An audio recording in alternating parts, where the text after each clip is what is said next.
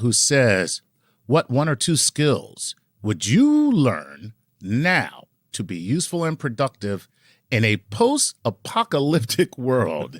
This is, of course, if you survive the meteor strike. I'm Neil deGrasse Tyson, your personal astrophysicist. Human beings survive. Oh, yeah. Yeah, it would just disrupt civilization. Would that be post-apocalyptic? Would it disrupt civilization Mad Max style? Reporting now from my office at the Hayden Planetarium, part of the American Museum of Natural History right here in New York City. I need sort of a street smarts, even though there's no street. Survival smarts. Survival smarts. Boy Scout level survival smarts, probably Eagle Scout level. Right. And like a soap opera with zombies. Yeah. You're going to create an arc of people who will then regenerate civilization on the other side. Okay. So if I were you, I would try to find something, some talent, some trade that would be useful in the apocalypse. Exactly. And the regeneration, from what I've seen in the movies and in the comic book, the regeneration requires that the gaps are filled that are part of your body, and it fills in from where you already had flesh. I'm thinking, how could you die by taking sleeping pills? Don't you just go to sleep? Like, what? Like, I can imagine dying by taking poison. Right, yes. I get that, okay? You can die by gunshot wound, by knife, by falling off a cliff, but just by going to sleep?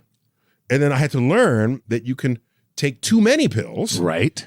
And then your body just stops working, but en route to you having digested these pills, you simply fall asleep. So I have to deduce this from first principles. That's all I'm saying. Well, you just described my favorite way to die. Yeah, but without the pill part. I don't want that part. You just want to go to sleep. I just want to go to sleep and not wake up. And then I had to learn that you can take too many pills. Right. And then your body just stops working. You just want to go to sleep. I just want to go to sleep and not wake up. Many people in my family have died that way. You read about someone's death and they say they died peacefully in their sleep. But so I guess it brings comfort to people. Right. But peacefully, that's the comfort part. Right. I'm thinking, how could you die by taking sleeping pills? Like, what?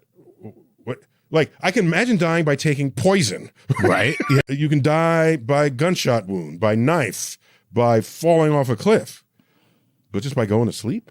And then your body just stops working. You just want to go to sleep. I just want to go to sleep and not wake up.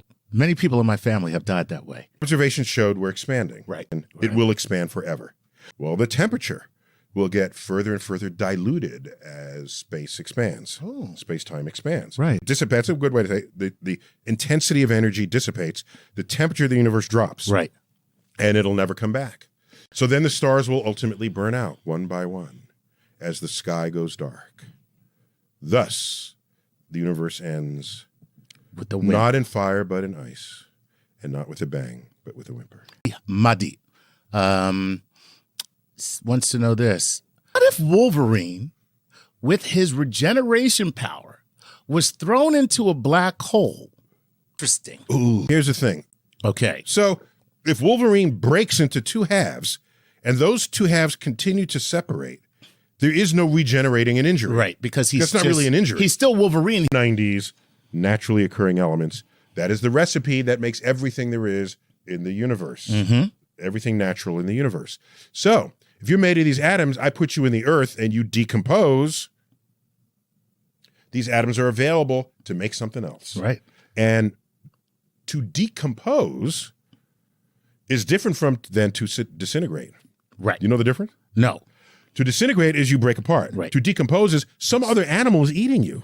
Molecules will change, but not because they were decomposed. Right. And so that's why I want to be buried rather than cremated. Right. Because I want the energy of my molecules in my body to be available to other organisms. So are you saying that anything in orbit around a supermassive star that collapses under its own self and becomes a black hole, right, if it's already in that orbit, correct, then it will not cross the event horizon created by that black hole and just continue to be in that same orbit? Correct. Unless the black hole eats by some other means, then the black hole gets bigger.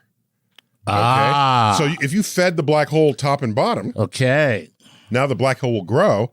its gravity will increase, and it could increase to such a point where your speed in orbit is insufficient to maintain your orbit. Gotcha. And then your orbit decays and you fall in. That could happen. Okay. Yeah. Okay. But it's like I said, the objects had to have been headed towards the black hole to get eaten To that way begin in the with, first place. right. And modern evidence shows that if not every galaxy, certainly most galaxies, red-blooded galaxies, have supermassive black holes in them. When galaxies collide, it is highly likely that these black holes will find each other, all right, because that's how the dynamics of colliding systems works, and then they will consume each other, passing through each other's event horizon. So then you have a black hole twice as big now. So now we have an accelerating, expanding universe. Let's say the world ends. This could be at any time. It's a different way of saying, will we outlive this place? Do you think? How could you outlive the planet that you live on? I don't understand. 5 billion years. Okay, so now, how far do we have to go is my point.